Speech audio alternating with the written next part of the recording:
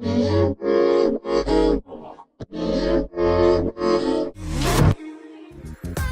right, I have been working on the strap pieces of the dress, and as you can see, I've put little bugle beads in between the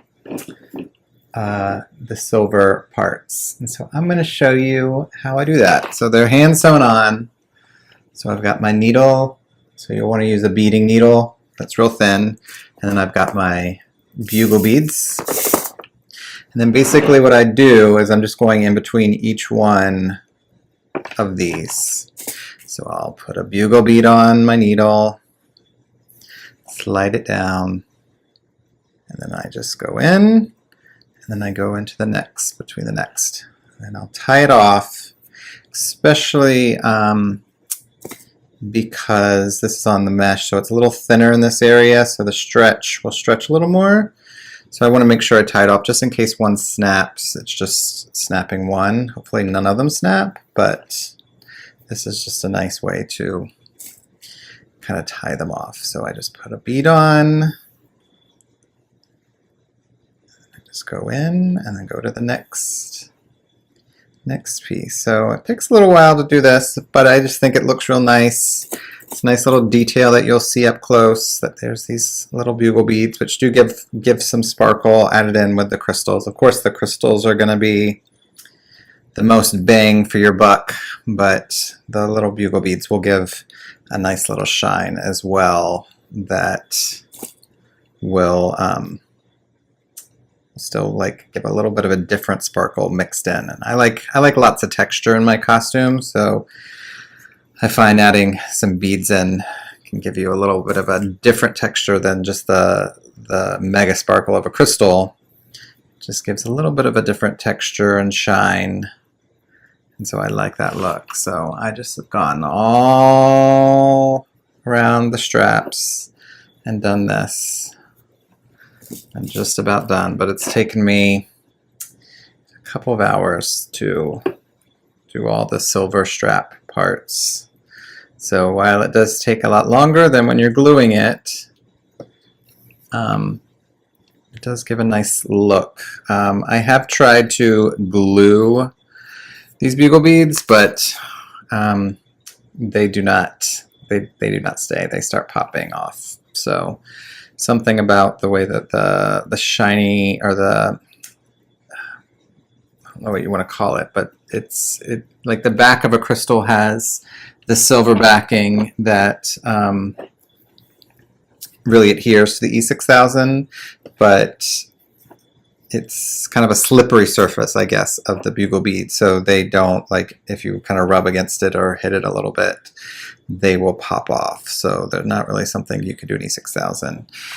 You probably could do a gym tack, but still, I think they're probably gonna pop easier because the surface is slippery, whereas that silver backing on the back of crystals is does have a more of a matte finish and is made for glue to kind of adhere to it, whereas a bugle bead, since it's got a slippery surface, it is not meant to be really glued on, and so they'll pop, especially if you have it on a layer of mesh. So hope you like this little insight into how I do just a little extra detail with a bugle bead on the costume. So there's the last one, and I'm done. I can move on to the next section of beading. So basically I'll just come up here and I'll tie off the front, and then I'll slip it in, and then I'll tie off in the inside as well. So you can see all that work that I've done on the inside of the costume. But while it's probably not something you're going to be able to see from far away, it is a nice detail up close, and it just really shows the time and care that you've done to have just that little extra. It actually shows up a little more in person than it does on this camera, especially because my lighting is so bright, but it really does does look nice. All right, moving on to the next part. All right, now I'm working on the bodice, and as you can see on this side, I've hand sewn in some crystal beads, some bugle beads, and gold, and then black. So that just gives it a nice texture within the bust area. And I just think it just gives it a lot of depth and detail as well, as you can see there. Now I'm going to show you how I do that, because this is what it looks like without it. This is what it looks like with that detail. Now also, I don't believe I talked about this already, but I've done all these different shapes that go down the center. I really love how this has turned out. So I just use different shapes and just kind of place them where my eye thought they would look good, but I think they're really, really pretty. But these things are expensive. So, you know, if you want to create this, be ready to shell out some good money, at least if you're using the good crystals like I use. Because some of these can be like $6, $7, $8 a piece, because they're pretty big. And even these the small shapes can be a pretty penny too. Some of them are like $1 for just these little small ones. I don't know why the shapes are so much more expensive than just the circular ones. The circular ones are, you know, you're buying them in a pack of 10 gross, and it may be, you know, 10 cents or 8 cents for one. But these big shapes really take the price up if you're adding these, but they give a really nice detail on everything. All right, so I'm going to show you how I do it. Add in the bugle beads and the little beads. So these are the beads that I have. I have 2 different sizes. I have a real big one, and then a smaller one. Then I have gold bugle beads, and then when I get to the black, I have some black bugle beads, and they have a little bit of an iridescent to them, which is a nice touch. Then I've also got these jet hematite beads as well that you can see.